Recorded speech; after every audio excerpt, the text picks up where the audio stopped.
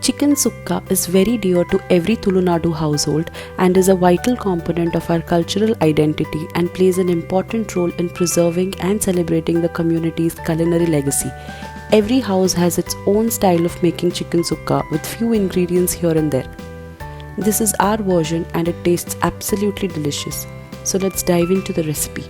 Step 1 is making the chicken sukka powder. The heart of this recipe is the preparation of the sukka powder. The key here is that you use the Byadgi variety of red chilies for the recipe, or if you can't get the Byadgi chilies, the closest match would be the Kashmiri chilies. Don't take any other chilies apart from these two. This is what gives the unique color and flavor. If you can get Byadgi chilies, then nothing like it. Gundu chilies could be replaced with the black peppercorns, but Byadgi chilies is a must. Also note that all these spices are slightly roasted before adding them to a mixer jar, except the whole garam masalas, garlic and the curry leaves. You could use a touch of coconut oil in frying or roasting the spices. The red chilies have to be nicely roasted till it turns crisp. In most Mangalorean homes, you could see that they generally roast the spices in advance and store them because Mangalorean cuisines call for roasted whole spices on a daily basis.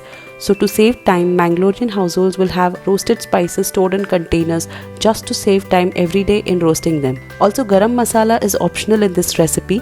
Traditionally, garam masalas were never used, but with the evolution of this recipe over time, we have started using garam masala and it tastes good. We always have this chicken sukka spice mix ready in our kitchen because we make chicken sukka at least once a week. You could prepare it in bulk and store it in an airtight container for up to 1 to 2 months, or you could refrigerate it if you want to use it for longer. Step 2 is making the chicken sukka.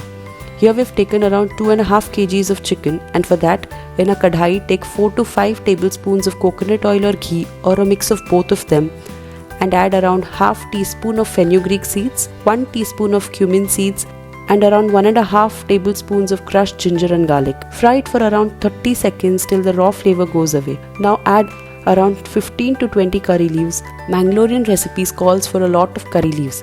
Mix it all nicely and add 2 slit green chilies and 1 big onion finely chopped. Let it fry till it starts to get brown. Now add 1 whole tomato finely chopped. Add 1 onion thinly sliced. Add some salt. We have used onions twice in 2 different forms. The finely chopped one was to fry in the oil till it gets browned, and the large sliced ones is to cook with the chicken. You could skip the second part and just go with the finely chopped ones too. Add the chicken pieces. Add some turmeric. Mix it well. Add some more salt if needed. Cover and cook for 2 to 3 minutes on medium to high flame. Now add 2 tablespoons of the chicken sukka masala now because we want the chicken to absorb the flavors of the masala while cooking. We will add the rest of the masala later.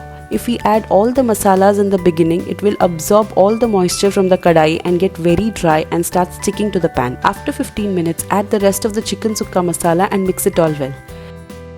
Honestly, I use it not just for chicken sukka but for most of the other recipes that I prepare, like any gravies or pulaus and biryanis, and it tastes delicious.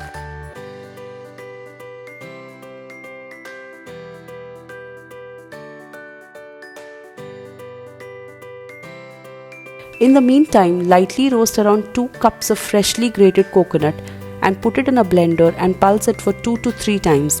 We don't want it to be a paste, just pulse it.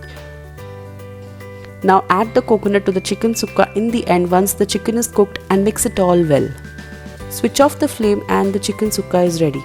You could give an additional tempering here with some ghee and jeera and garlic and curry leaves if you wish to. You could also add some coriander leaves for garnish, but these are all optional steps.